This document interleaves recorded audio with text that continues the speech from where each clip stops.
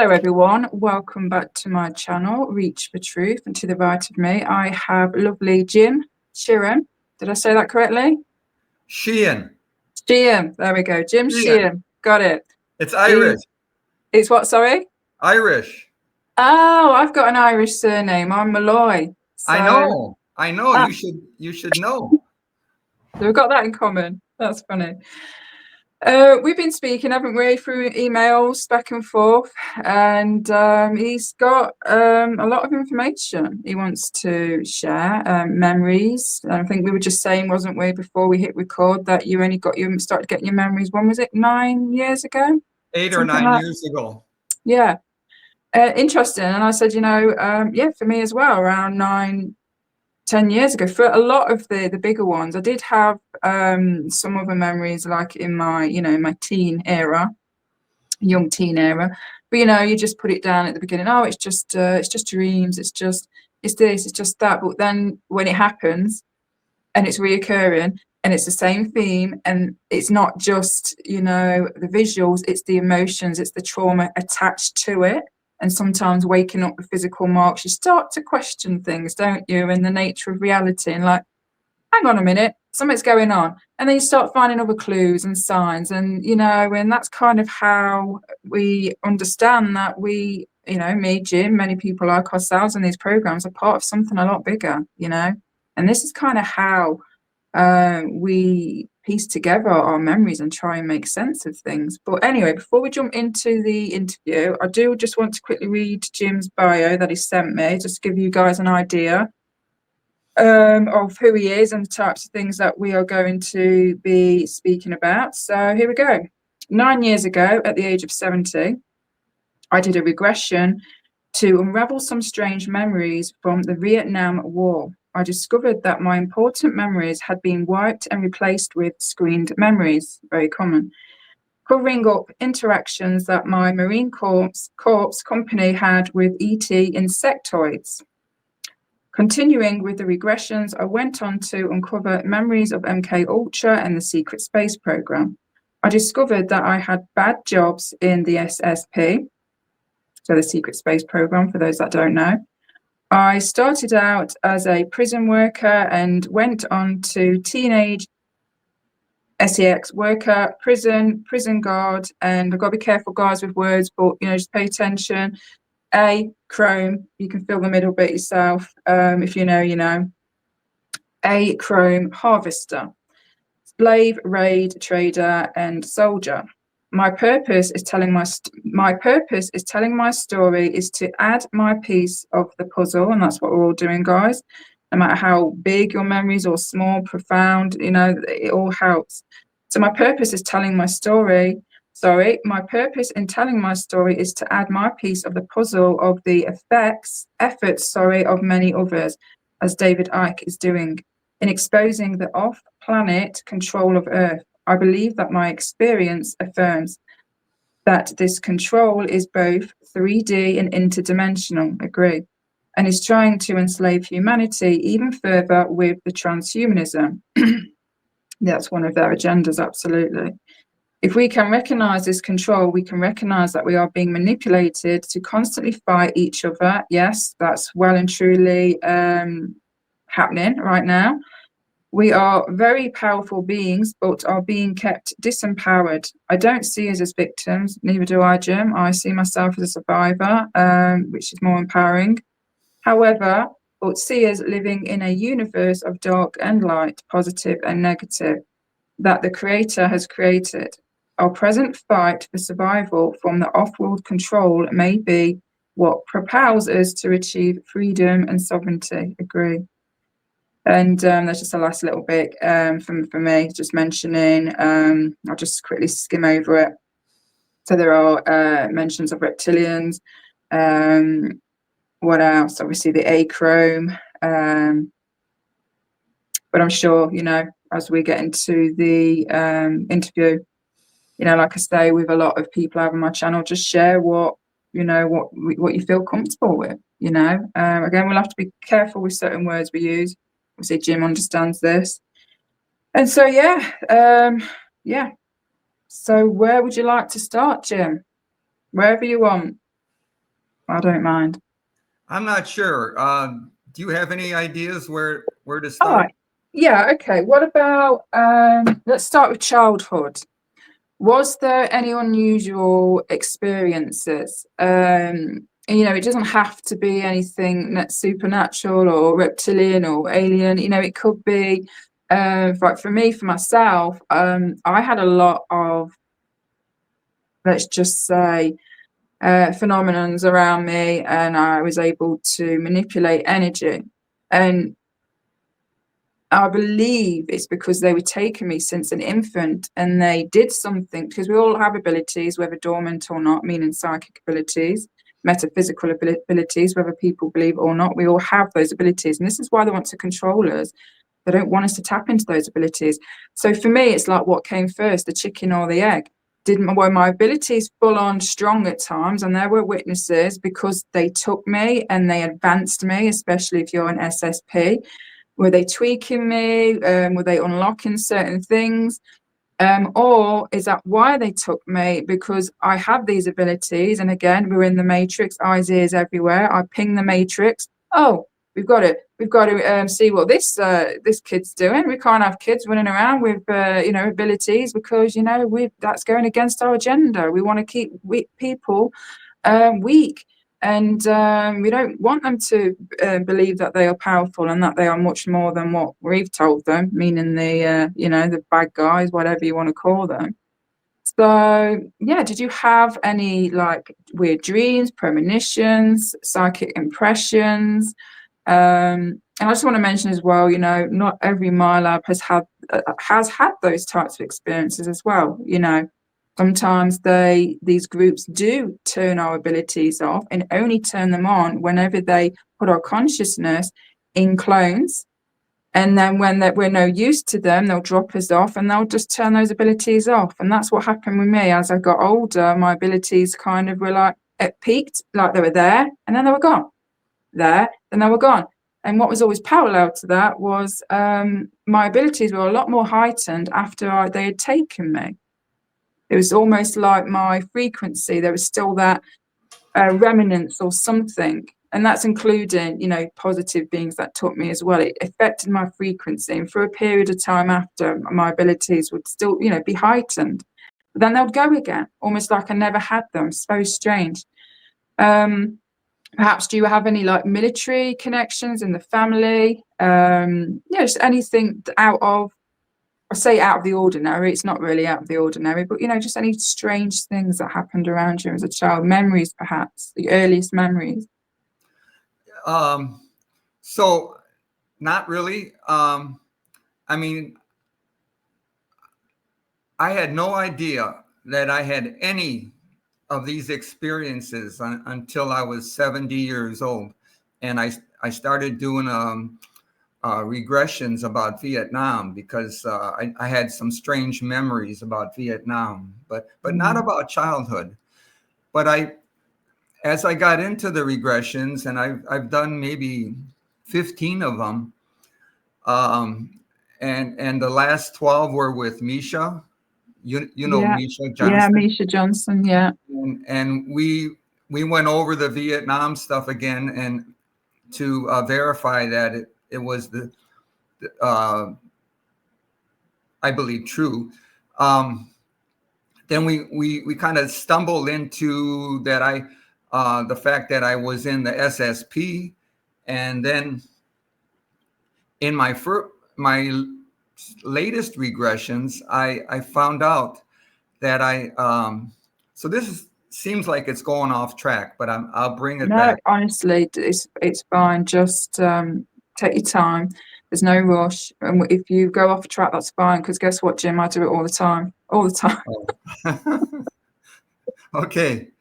So in one of my latest regressions, I found out that and this sounds kind of wild, but I had a lifetime as a Draco, and I was a teenage Draco, and I had a father who was teaching me the Draco ways, how they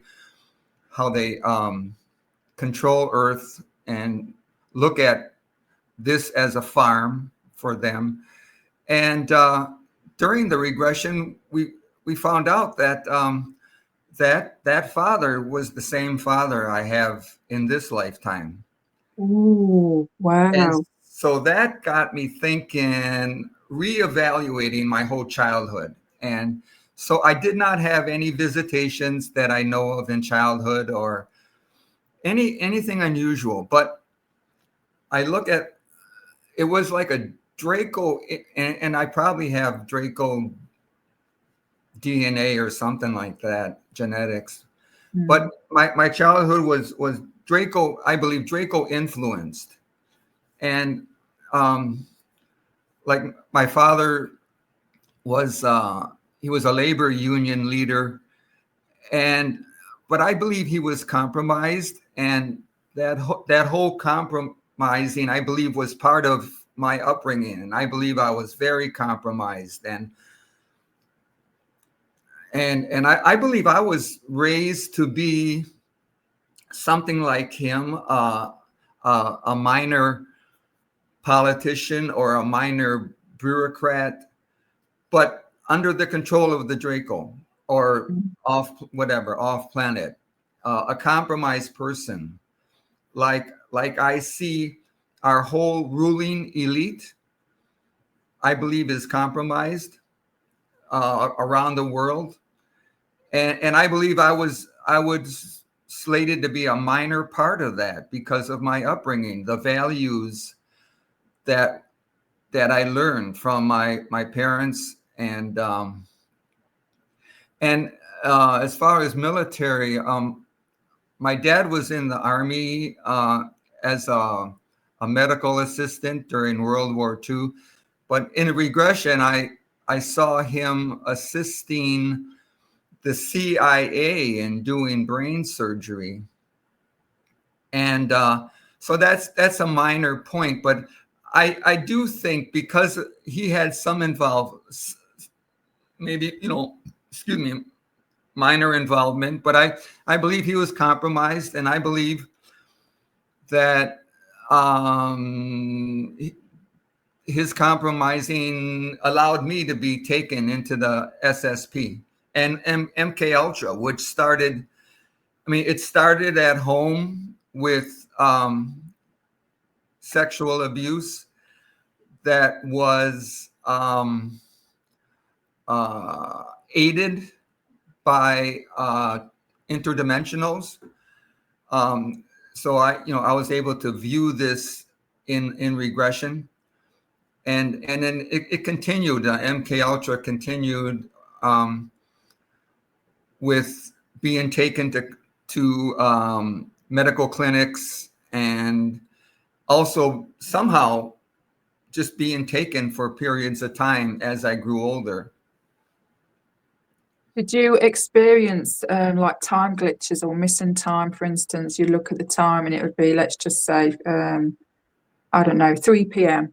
And then you would, look at time again and it would be like, I don't know, 8 p.m. or something, or it might not be that large a gap. But did you ever have times where you looked and you thought, whoa, I've only done this. It only feels like you've been sat on this chair for like, let's say, an hour, but it's so much time's gone past. And sometimes it's not as drastic as that. Sometimes it could be, you'll look at your phone. Again, let's just say 3 p.m. and you'll go downstairs to get a drink, and then you'll look at the time on the cooker or the microwave and it will be like a completely different time, and it's the correct time because later on in the day or the next day it's the same the exact, get your words out, Zoe, the exact same time on, let's say, your phone or something.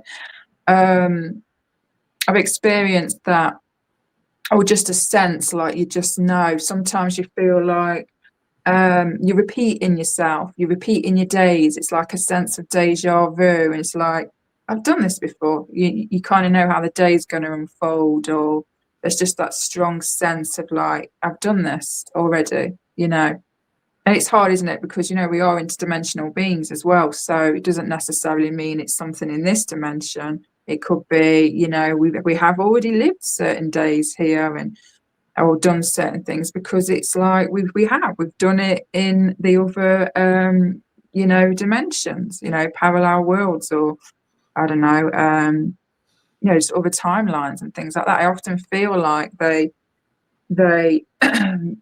take me into the future timelines and take me back. I just get this sense. Have you ever had any weird feelings like that? It took me a long time to figure that out. I just knew something was off, you know. It makes sense.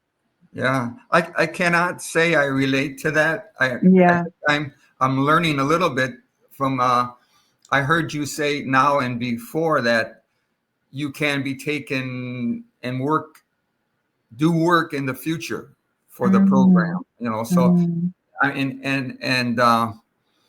so that's given me something to think about. But you know, no, growing up, nothing like that. But I had a very intense interest in the whole ET subject. And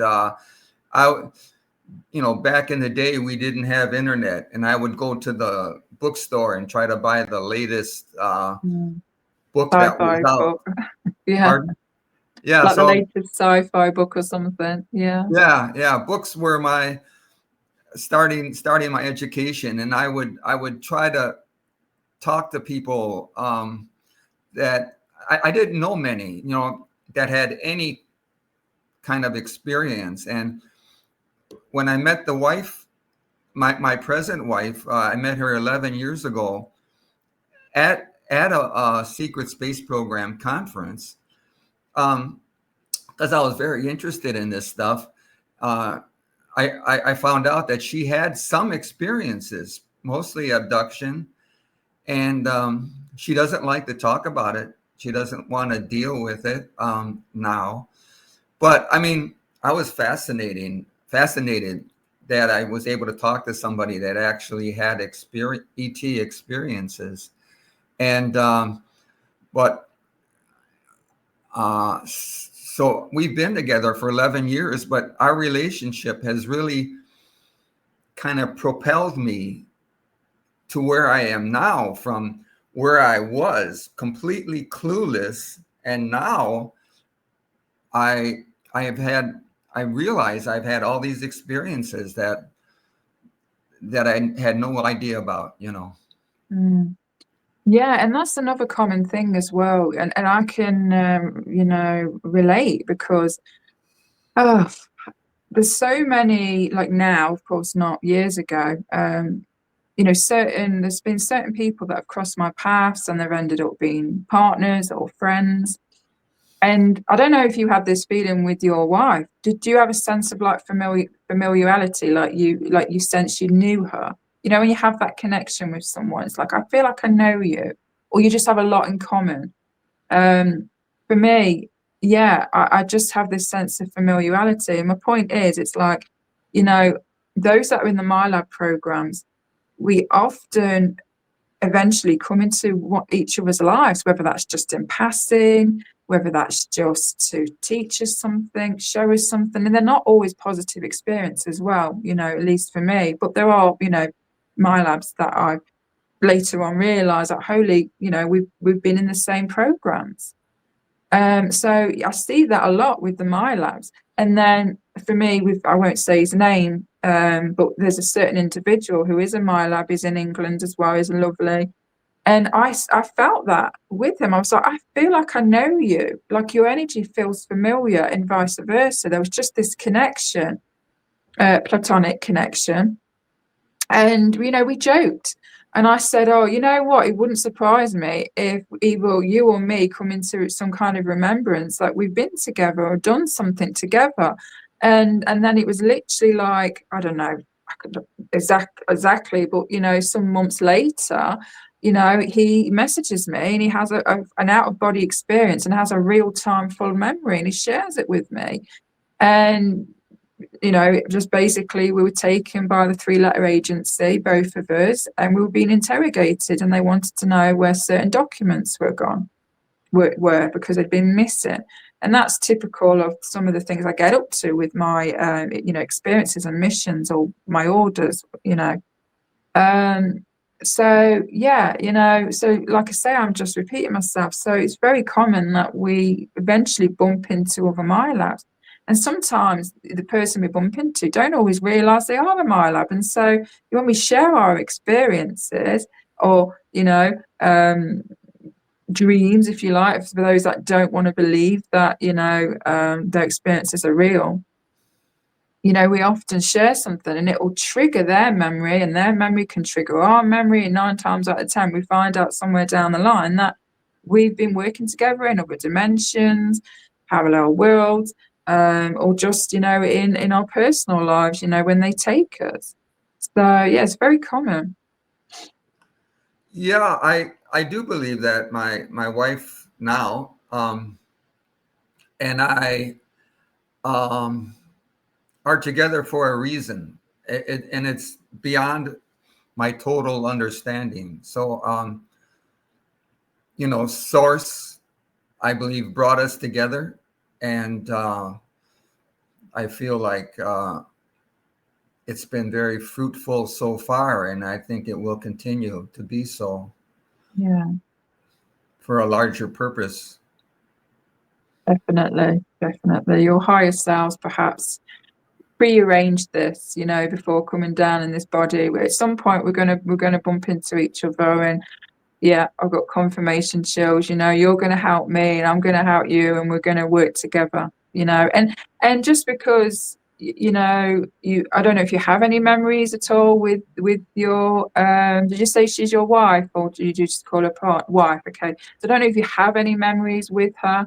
Which doesn't mean to say that, you know, you haven't been working together as well. You know, She feels like we've been together before, mm, and she was working with a psychic before a couple years before she met me, and the psychic says you're going to meet this guy, and he lives up in this town, mm, and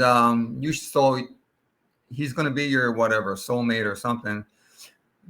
And she said you guys have been together before, working mm, together before, and so um, Susan, my wife, so she was told to get out, get some clothes, get out in the public, you know, and you can bump into this guy. So it took 2 years before we did bump into each other, and well, so that's that story. well, you've got a beautiful connection. I can feel it. So, and you're one of the lucky ones. I hope one day I'll get that same connection. We'll see. If it's meant to be, it's meant to be. So, do you Oh, want you've to? got time. Well, yeah. Well, yeah, I have, I guess. Yeah, Well, we'll see. I hope you find that. Yeah, yeah. I will. I'm sure when I'm ready, I'm sure I will. Yeah. I've already met some amazing individuals, in fact, in the last couple of weeks.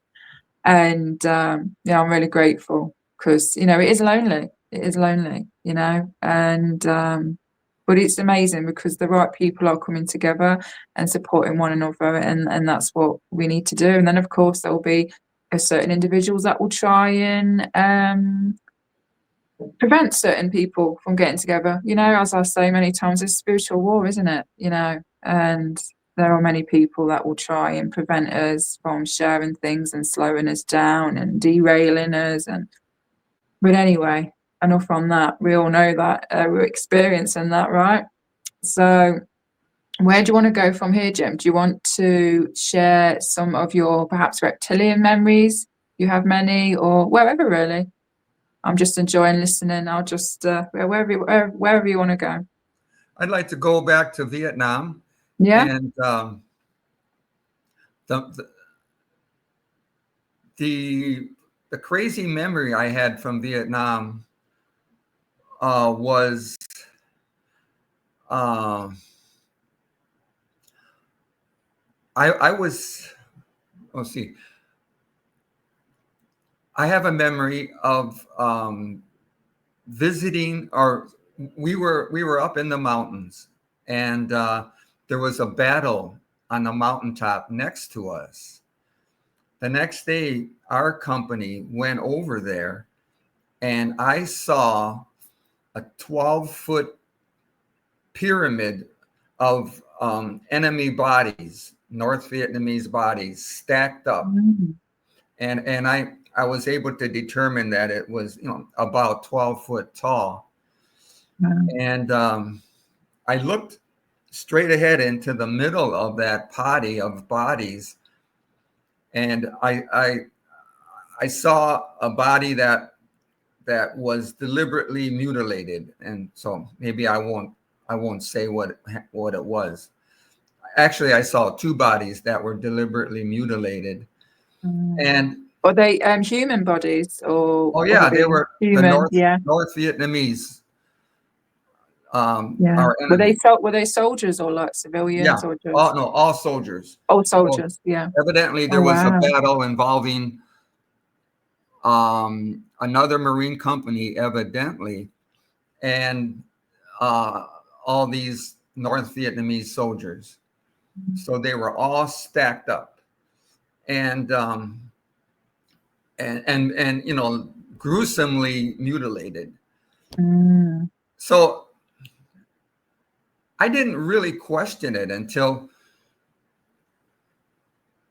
my wife, my wife and I went to a conference, and you know, Carrie Cassidy. Yeah. She was talking about what she learned from this guy Mark Richards, that during the Vietnam War there was a invasion by extraterrestrial giant spiders. Oh yeah. And that got my attention because I was always looking for an more explanation to the Vietnam War, because it didn't make sense. So I got my first regression, and I found out that that pile of dead bodies was a screen memory, and what it was numerous piles of giant ET insects that were maybe covered with burlap but were being burned. So um, um, I learned that these were giant praying mantises. And also, maybe to make a longer story short, I found out that I was used by the Marine Corps to be a liaison with these insects. Oh wow. Even though we ended up killing all of them, and on a couple of occasions, on two occasions, they would send me into the jungle all by myself. And I ended up having this meeting with these insectoids. And I found out that I had a life. So this is another far out thing, but I found out I had a lifetime as one of them, and they considered me as one of them. And Yeah, I felt that. I already saw it before you were going to say it, and I say it a lot, and it might annoy people, but it's like when people share information and their stories, my whole body energy field, it's like a grid, and it lights up, and I call it confirmation chills, and it's like I get foresight, and I see these things, and yeah, absolutely. You know, of course, it's up to anyone who's watching, you know. And I always say, you know, when be careful when listening to others' information about yourself. You know, I will say that. But yeah, I can, you know, for me, confirmation chill was like, yeah, it's like I saw you, and we have. That's the thing. We've been many beings, haven't we? I've been a Draco as well in past lives, as you mentioned earlier. I've been this, I've been that, same as you, and the spiders as well. You know, it makes me wonder now if, when I was, you know, trained to kill these big black spider creatures, if that was just a screen memory, were they really spiders? But anyway, carry on, Jim. Just interesting.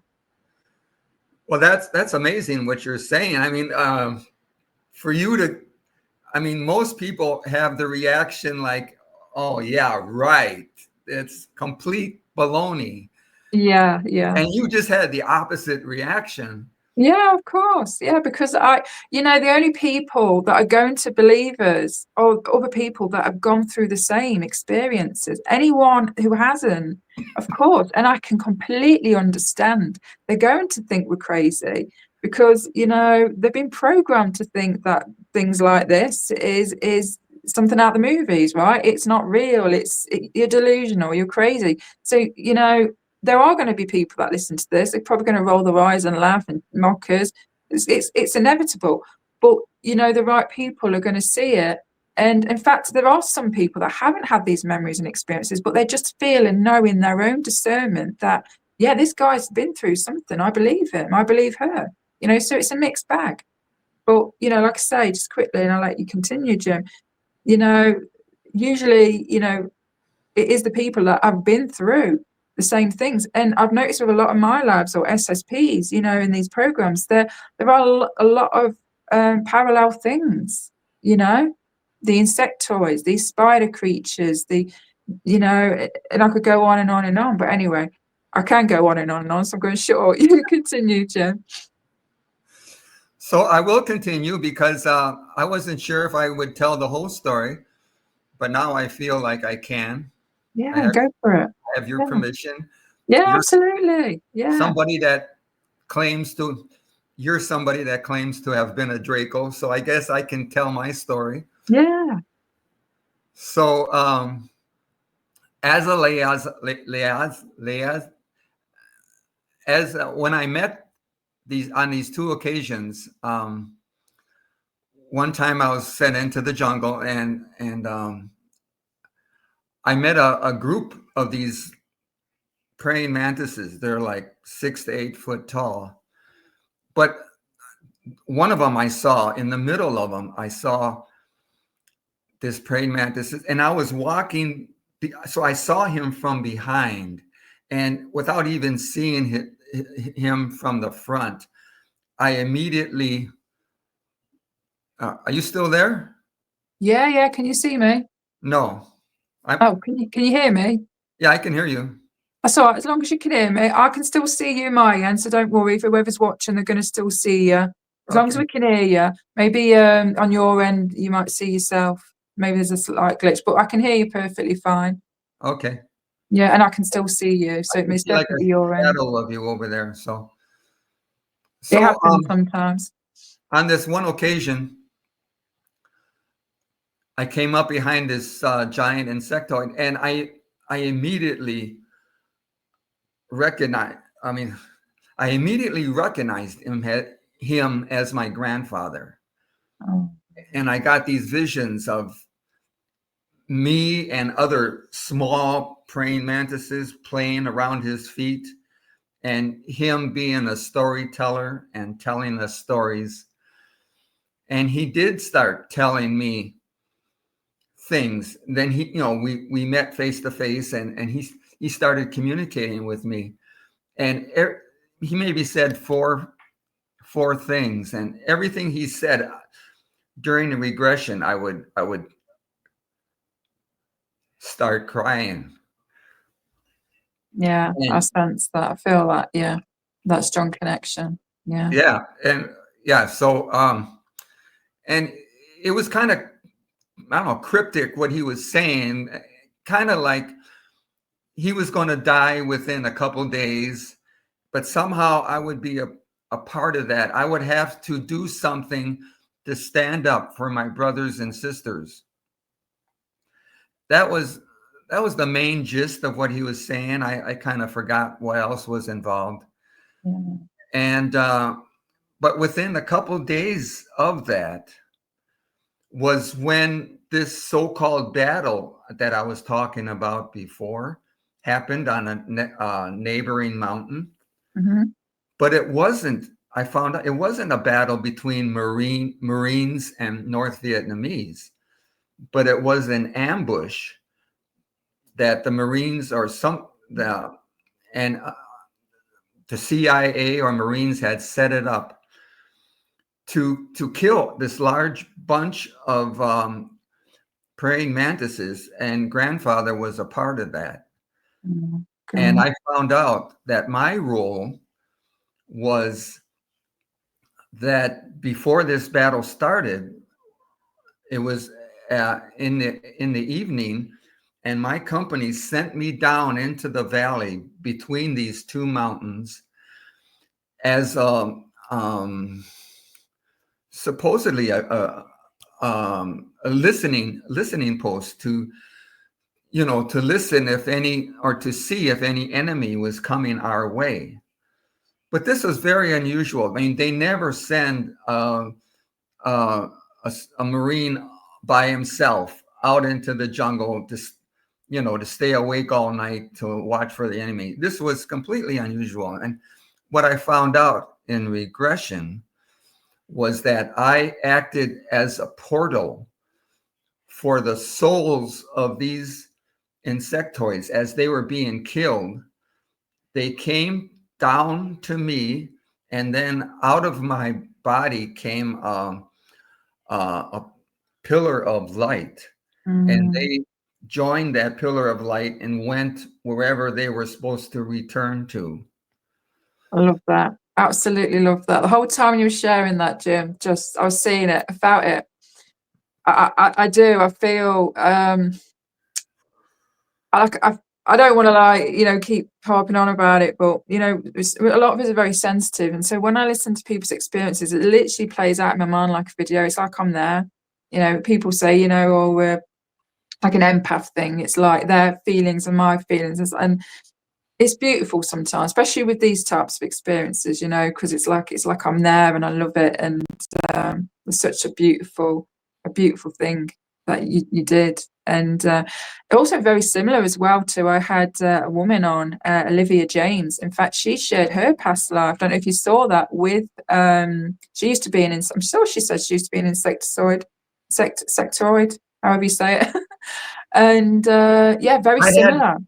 I saw your first video. I didn't see the second one, but I can't remember if it was in the first or the second. But yeah. I have. She helped me.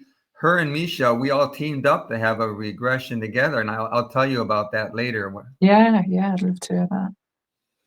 But wow. I interrupted you. You were talking about Olivia James. Oh yeah, just that she shared. I can't remember if it was the first video or the second one. So if anyone wants to check those videos out, you'll see it in the list of the videos. But yeah, I'm pretty sure she said she was in a past life a praying mantis. Oh, I didn't know that. Yeah, this is why I love having people on, and it's always perfectly aligned. And I know you're genuine, Jim. I don't care what anyone says, but I feel you are genuine, and I see it, I feel it. And I'm not like that all the time with people. And so anyway, I'm rambling on. So yeah, this is why I love it, because it's like it aligns perfectly. But I do remember Olivia saying, again, she mentioned the mountain. I don't know if she mentioned the jungle, because there's mountains everywhere. These insectoids are everywhere, right? These praying mantis. But I do remember her saying a mountain. She said they were the US military of some kind. They were down the bottom. Again, there was like that listening post. And was she... I can't remember actually. No, that was it. Similar to you, she was a soldier, or that she saw soldiers because there were movement on top of the mountain, something like that. So she goes up, and then I'm pretty sure she says, then there's like this, all hell breaks out. Not just the soldiers, but some of these praying mantises die. And I'm pretty sure I've heard others say it as well. So it's just, for me, it's further validation. It's real, regardless of, what people want to believe. But for me, I feel it's real. Absolutely. That's basically all I wanted to say on that. So yeah. That's cool. And while we're on that, I'd like to talk about the session that Misha set up with Olivia and me. And Olivia was to do what she does very well, which is to be a portal during a session. So I would bring up what I was interested in covering, and I was interested in finding out what organization of the SSP I was in. I think I found out. I think I was in like the corporate part of the SSP, the ICC, International corporate conglomerate, something like that, where it's a commercial venture by U.S. and European corporations, but that are running this, but are doing so. We did all the bad stuff that the Draco do. Like I can go into that later. But what we also, I also wanted to know. I mean, do I really have a praying mantis grandfather? And did all that happen? And he came in the session through Olivia. And what? I've just got confirmation that you did. Yeah. And he said, one thing he said that was so disappointing for me was that he said the Marine Corps and CIA used me to lure them into the trap. And I was so sad about that. But he was also saying that it was a sacrifice that he knew that was going to happen. I'm not sure his group knew what was going to happen, but he felt it was worthwhile because evidently their home planet was threatened by the powers that be if they didn't go through with this. So they were kind of brought to Earth, abducted. And I believe I could go into this more and more. We don't have time, but I believe you can take as much time as you need, Jim. There's no rush. I believe this whole thing was that whole thing was like a CIA experiment, introducing American soldiers and introducing ET soldiers to each other and seeing how everybody reacts. And then they had us under drugs. We were heavily drugged during these times. And I think they probably drugged the ETs also. And so I think it was a big experiment. And you've heard of Project Moonbeam? Yeah, a couple of times, yeah. And a lot of times they say they might, to bring that out, they might have a bad guys ETs, and Randy Kramer said that a great bad guy ET would be these insectoids that the cabal has a working relationship with, because they're so scary. People to be invaded by giant insects is pretty scary for most people. Yeah. So anyway, he came in, and then I asked him through Olivia. I said, well, did I really act as a portal for you guys to go back home?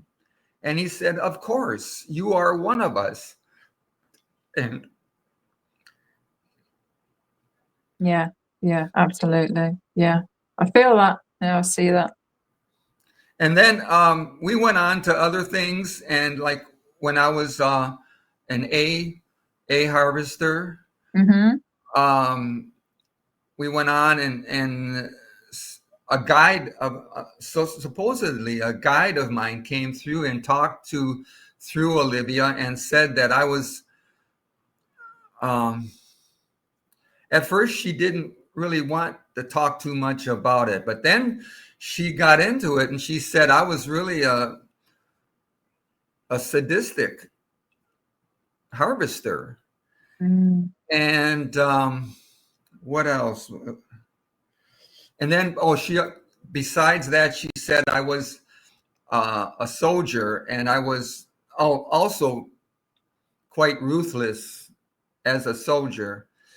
And beyond that, the story goes, a Draco came in through Olivia, but he was a low caste Draco, and he he Yeah. was joking with us, and I don't know, it was kind of heartwarming to joke with a Draco. So But they're not all the worst of the worst. Some of them are the complete opposite. So yeah, yeah. And a lot of them are enslaved by their own kind. Their own kind enslaves them, yeah, destroys their families. They coerce them, they blackmail them. I know. I have memories and experiences, and I feel sorry for a lot of the lower ranking reptilians, because it's life or death. It's you work for us, or we will take out your family in front of your. They're brutal, absolutely brutal. It's all yeah, slavery. yeah. To address what you're saying, I mean, I found out in listening to other people that very possibly the Draco are themselves controlled by like a cosmic AI. Higher Mm-hmm. levels are controlling them. But like you say about the lower caste, this guy was a lower caste Draco, and but he was saying he has every day is the same for him. There's nothing. He does the same thing every day. There's no chance of him improving his life. Mm. And we said, well, we hope that you find freedom along with mankind. And he says, yeah, I agree. Yeah, I love that. I had an attachment myself, a reptilian or Draco attachment years ago, and long story short, but he'd been with me since I was 13. He originally was attached to my dad. He was using my dad to abuse me, which is very common. And then my dad went to prison when I was 13. Of course, what use is my dad in prison? He can't use him, right? So he detached from him and hopped onto me. So from the ages of 13, this entity was with me all the way up until, I can't remember times and dates because everything's a blur, but, up until, let's just say, somewhere around like 6 years ago, less or more maybe. And yeah, he affected my life. I suspected I had one, and then, like I say, I had my own hypnosis regression, and the woman who did healing on me, he pinged in my energy, and gave me his name. Says, I am. What did he say? I am Hayden. Hayden. Who sent you, Hayden? My brothers. Where would you like to go? You now got to leave my client. And we took him in, basically used me as a portal, and crossed him over into the light. His choice. He wanted to go to the light. He was tired. That was a sense and feeling I got. Like he was so sick and tired of attaching himself to people.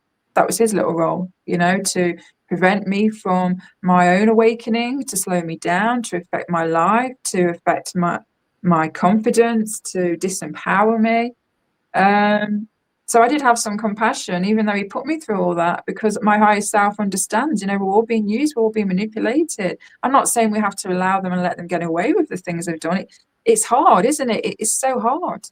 Where's the line of compassion and blaming? And we're all in it together, and I don't take sides. I just want to say I'm not team light. I'm not necessarily team dark, but I try and do the right thing. I've been in both energies. I was born in the darkness, but I do have a lot of compassion and empathy, even for those that have done me wrong. And people might think, well, you're an absolute idiot. That's Stockholm syndrome. It's this, it's that. I think my higher self understands and sees the bigger picture.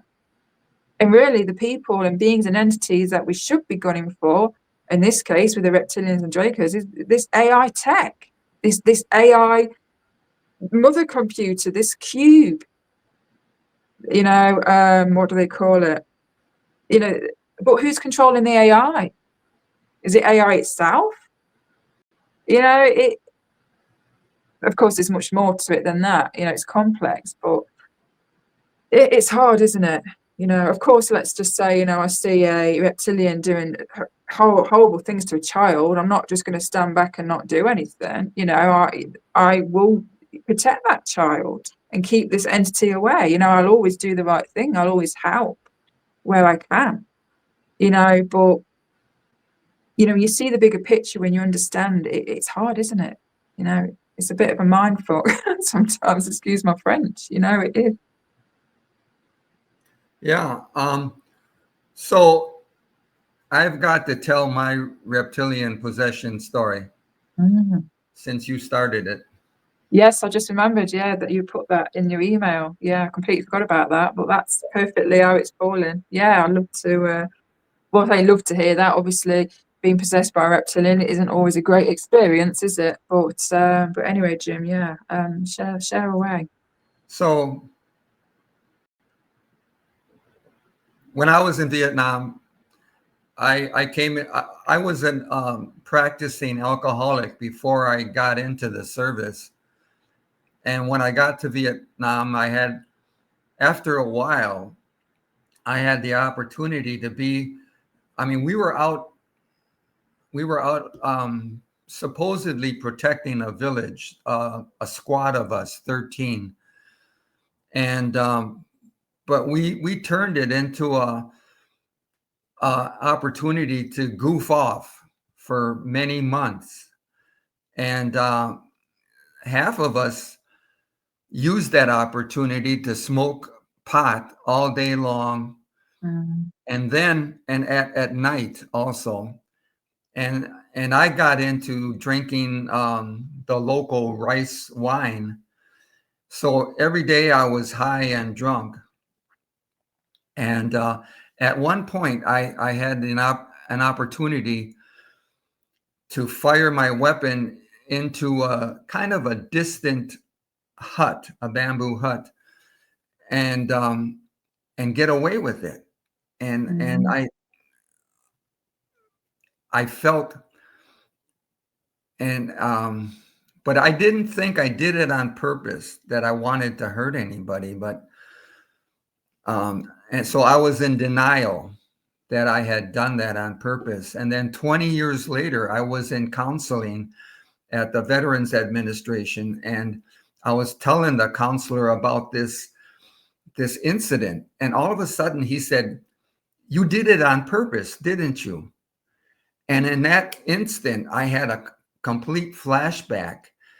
And even though I was drunk and high at the time, I was completely clear what I was doing at that time in a flashback. And I was consumed by the lust to kill. And I wanted to kill. And from that point on, I realized I had deliberately killed people. And I started to make amends. I spent the next couple decades, or off and on, trying to make amends, and even some financial. And but the story goes on that when I met, so 40 years after that Vietnam incident, I met my wife.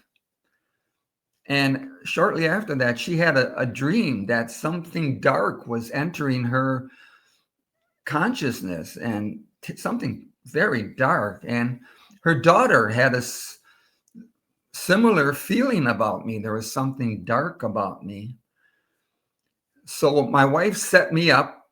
There just happened to be this exorcist, Steve Richards, he's an Aboriginal healer from Australia, and he does a lot of work with Vietnam veterans. And Australia also has a lot of Vietnam veterans. So he worked with them, and then he was in America going around setting up his organization. And he just happened to be in San Francisco, where we were near at that time. And she set me up, or she had me go to his lecture. And then we set up for a session with him. And in the session, it turned into an exorcism. And he said, out of me, him and his assistant, they could both see a Draco coming out. I mean, they had communicated with them like your healer did with you. They communicated with them respectfully, but they said it's time to go. There's no question about it. You have to go. So a Draco, another reptilian, and the souls of the 3 people I had killed, because according to Aboriginal lore, if you kill somebody, they have the option of entering your consciousness or your soul instead of moving on. So that's what, so they were living with me these 40 years. And I mean, I don't know when the Draco entered me, and I'm not, and so I think I was influenced by the Draco to commit, to be full of hate and commit murder. But also, I also believe that I mean, that I even without interdimensional assistance, I believe, I am capable of doing very evil also. So I'm not excusing myself. But You've got that switch. You've just got that switch, isn't it? You could, yeah. What do you mean? What do you mean? You were saying that you could be capable of, like, hurting, others. Like, you just feel that switch, isn't it? Like you could. Well, yeah, I mean, especially around now, yeah, with my background, with my MK Ultra background, I mean, I didn't go into it too much, but there was, they're setting us up to, actually, they're setting us up to be killers. Yeah. But I mean, I don't want to blame, the programs for anything I do, because I think people will think that that's why I'm talking about the programs, to excuse my behavior. So I just want to put it out there that I'm capable, without the programs, of doing evil. But at the same time, I was part of the programs, and I was interdimensionally inhabited also. Yeah. So, and I want to use that point to show that I believe the Draco and the, I mean, there's a huge interdimensional aspect to trying to control us. Besides, there's a 3D aspect too. I think the Draco especially are 3D. The Greys are 3D. Yeah. Absolutely.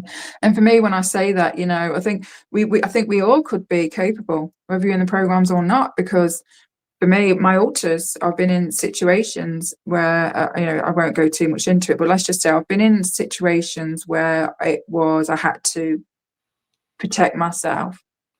And, and then it's just like that switch, the alter comes through, takes over. And it's scary because, we're co-fronting consciousness-wise. We're at the front, so I'm aware of when my alter has come through. It's like I take a back seat. It's almost like I'm on autopilot. And there's this version of me that's like, whoa, who's this? Where did this come from? Completely takes over, is very protective of me. She will not use violence.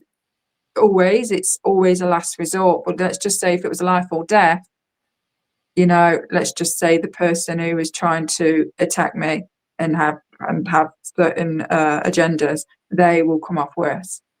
So that's how it kind of plays out in my personal life. Of course, in the programs, in my memories and the missions, of course, I have also taken many, many lives. But we got to remember as well that we're not in control. We are mind controlled. We're in an altered state. We have drugs in our system. Sometimes we are being controlled. Sometimes we are aware, but sometimes we're just so programmed that in these memories and experiences, killing and harming another, we don't flinch. There's nothing. There's no empathy. There's no compassion. It's just like a normal day, and unfortunately that's how it is being a Milab. And it's even worse when you have those memories because, then you're like, this version of ourselves, it's like, I can't believe that I I've done this, but in a sense, you know, we've got to give ourselves a little bit of the benefit of the doubt. You know, we've been programmed and controlled to do that. We are slaves, you know. And sometimes I have memories, and eventually I will get to sharing them in a way that's careful, because I have to be careful, because there are, you know, I do have children. I'd hate for them to see, you know, my channel and sharing particular types of things. But yeah, but yeah, many times I have these experiences, and there's that guilt, there's that shame, there's that remorse that's like, oh my God, what have I done? You Yeah. know, but really we're being But controlled. with me, it's a little bit, yeah, kind of an anomaly where I feel like I was in the SSP program from the age of 9 to maybe like 19 or 20 before I got into the service. And I feel like while I was in the service, I was not in the SSP. And then when I got out of the service, they signed me up again for the SSP. So when I was in Vietnam, that was I was not in the SSP, but before and after, Okay. whatever that means, whatever it's. Yeah. They mess with time though, don't they? They're always messing with time. So, you know, sometimes it's hard to know, Oh, understand certain things. Yeah. yeah. Is there anything else that you want to share for the last segment? Is anything? I think at times when you was talking, I think you were saying you were going to leave certain things to at the end. Can't remember what it was now that you wanted to go Oh, deeper into or share. yeah. I would just like to say, well, you know, we're not victims. Humanity is not. Well, I believe humanity is not a victim. Yes, we are under the attempted complete control by off-planet, which it includes consortium of reptilians, many interdimensionals, grays, cosmic AI, and is like and there's possibly something above that AI. I mean, have you come across Alabar Jones? No, I don't think so. Oh, he's an Australian that supposedly goes into the astral to combat the control elements there. But I just recently heard him say there is an entity above the AI. Would But make sense. And what's controlling that? What's controlling that? It just goes on. It's stop, true though, isn't it? stop. You're like my wife. She's always digging deeper, deeper. Yeah, yeah, I do dig deep. So, but I believe the control. So my message is the control is off planet. It's not just that our elite are abandoning us and being selfish. I think that they are compromised by this off-planet powers, and I believe this is a test or a natural progression for humanity to go through to achieve our freedom and sovereignty. And so I have a book, and in it, I think I say, maybe we live in a universe where freedom and sovereignty have to be fought for. Maybe we have to fight for our freedom and sovereignty. And I don't mean, necessarily with guns. I mean, basically, as you said, it's a spiritual war. And by uniting with our heart and not uniting with our lower impulses, by uniting with our higher power, by learning about our higher power step by step and working with it, we're going to go where we're supposed to go, and hopefully, we'll have freedom and sovereignty soon. I'm not sure what it's all going to work out, but I know it's all going to work out for the best if we're united with Source. I think basically that's what I want to say. Yeah, and I feel that, and that's what we all want, isn't it? We need to free ourselves. We need to fight, not ignore what's been done to us and what is clearly still rolling out, with these governments, again, that are being controlled by higher powers, if you like. We've just got to keep fighting. We can never put our swords down. We can't be ignorant, you know? Yeah. A lot of people want to just walk around and close their eyes and pretend that we're not in the shit show. We really are, and I believe that a lot of the things that's happened to us, or at least to some extent, is because we've been naive, because we've closed our eyes, which then on an energetic, spiritual level is like these powers above us, or believe they are above us. It's like, consent. So they continue doing what they're doing because, our voices are powerful, or our voices matter. And if we're silent and we don't speak about these problems, if we don't fight the governments and whoever else, go by many names, then they're going to continue rolling out their agendas and plans. We have to fight. And that's going to be more inevitable, that's the right word. Like, we're going to see it more, manifest in this timeline. People are going to be raising their voices. They are, unfortunately, from my experiences, from being in the future and back and here, there, and everywhere, as most of us are here, there, and everywhere. We're multidimensional because we have been projected in purposely, or naturally, we project ourselves into the past, present, future. It's all happening all simultaneously anyway. But regardless, we see these things. I've been in the future, and I've seen how things unfold, and things have got to get worse before they get better. We've got a hell of a lot of dismantling to do. I'm seeing communities forming and completely pulling away from the matrix and forming their own little communities and villages and going off grid, if you like. I still see portions of humanity, of people following along with these deep state, cabal, new world order agendas, and happy to go along and oh, this is cool tech, let's get an implant in the brain and let's get a chip, it's so cool, we're like the new kids, this is the future. But it's the powers behind that don't have their best interests at heart. I'm not against technology, I'm not against stepping into a new era, but when there's certain nefarious groups behind that have other agendas, then I have a problem, I have an issue. And that's how I see things going. So yeah, there's going to be a split. There's going to be a physical split, a timeline split, if you will. How do you see the future? Well, I wish everybody would find freedom and sovereignty, but I mean, I'm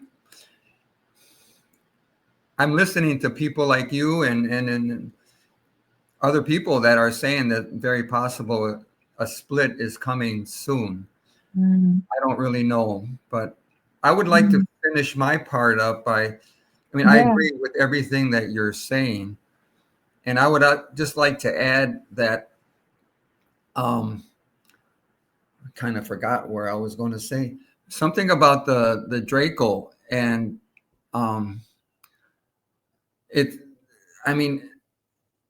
it's almost like a comic book that we would be subjected to a race of these huge reptiles that eat us and take the blood of our children and drink it for a drug. It's like too much for most people, but if we can start seeing that will, I think it's deliberately that way so that we can start reacting. And hopefully mankind. So have you heard of the allies of humanity? They No. they're it's channeled information, and they channeled 4 books to this guy in Colorado, Mm. and they're free online, I believe. And but supposedly the authors are from 4 or 5 other planets that did extricate themselves from the Draco Empire, from that control, and they're helping us how to do it. And the first step is to realize that we are under this subterfuge control. The Draco are not putting boots on the ground. That's too expensive for them. So they're using subterfuge to compromise us. And but once we start realizing that, things might happen fast. But they say we need to get together. We need the people of the world to work together. And there's certain things that will help us to get our freedom. But recognition of this off-planet control is the first step. And I think I'm finished with that. Yeah, I agree. It makes sense. Yeah, it really does. And I share my visions, I share my experiences and dreams and things. And I just want to quickly say to people, I'm not here to fearmonger. I just share my experiences. I share what I see when I'm put on these missions, when I'm in the future, when I'm in other parallel worlds and other dimensions that are close to our dimensions that can overlap and manifest into our timelines, or our timelines can manifest into the nearest timelines. It's complex sometimes to explain these things, but I believe there are there's not just one timeline. I believe there's always, the timelines are infinite anyway. Many of you know this, but the timelines that are close to our timeline right now, I believe, and it's like I see in my mind, of course, it's up to you what you want to believe, that there's 3 or more. And depending on, our beliefs, depending on how far we want to allow these groups to govern us and control us, depends on what timeline we go down. But I do believe that there's always going to be some level of pros and cons, things we've got to dodge, things we've got to fight, on these certain timelines, until we eventually get to a place where, all of that's behind us. And we can be in a good place together, collectively, be on the same page and heal and love and support each other. And I don't mean like all la la land, love and light stuff. Although there are worlds that are like that, that are very peaceful and it's all love and healing, and it's almost like it's just a beautiful place. That I believe there are worlds like that, and I hope we get to a world like that, whether here or somewhere else, but that is our goal. That is what we want to achieve. How long will it take? No one knows. No one knows. But we're on the right trajectory, and we just got to keep fighting. We've got to keep coming together, speaking our truth, dismantling the matrix, searching within, reach, and for reach for truth. Perfect name now for my channel. We're all doing that. And so, yeah. So I am very optimistic. I am very positive. Sometimes I'm not. It just depends.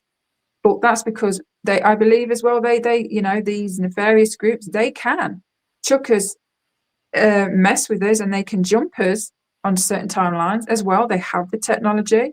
They can take us back timelines. They could take us back years, and we've got complete amnesia, and we're like, why do if you've ever had that sense of like, why do I feel like I've done this before? Why do I feel like it's like history repeating itself? Usually it's not always that. Again, it's many factors, many things, but I do believe and feel that they've got the technology to throw us back. I also believe that the positive extraterrestrials, those that are watching us and monitoring and observing, can, again, it's like the chess moves, isn't it? The chessboard games, and they can you know, projectors and put us onto a more favorable timeline. And I feel this. I feel them pushing and pulling and tugging us and putting us here and putting us back, putting us forward. Of course, it's up to you what you want to believe, but I believe it's possible. But anyway, is there anything else you'd like to say, Jim, before we end this video? Yeah, I'd like to pitch my book. Yeah, of course. I didn't realize you had a book, so that's amazing. Okay.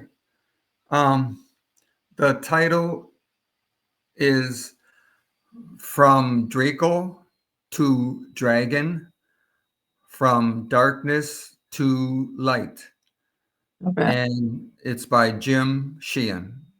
Brilliant. And where can people find that if they want a copy?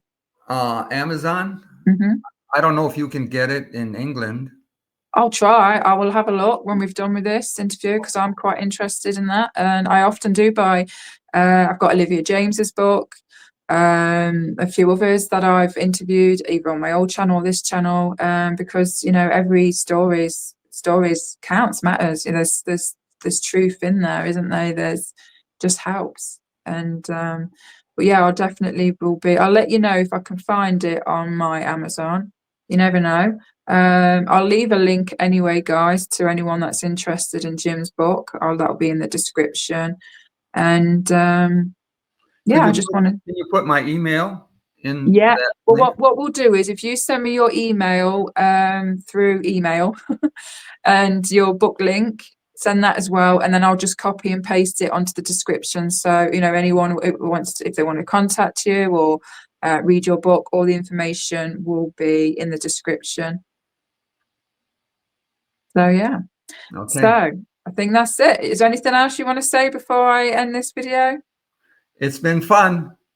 It has. Really Definitely. great to meet you. You too. I actually see your face. And thank you for reaching out to me. And thank you for coming on my channel. And I'm sure it's going to help a lot of people. But anyway, guys, if you enjoyed this video, if you enjoyed Jim's company and his story and his information, then please give this video a thumbs up. If you want, leave a nice friendly comment. And if you haven't yet and you keep coming back and you want to see more videos, then, you know, subscribe, press that little bell icon, and that will alert you and let you know whenever there's a new upload. Stutter in there. But anyway, guys, we're going to love you and leave you all, and I'll speak to you soon in a new upload.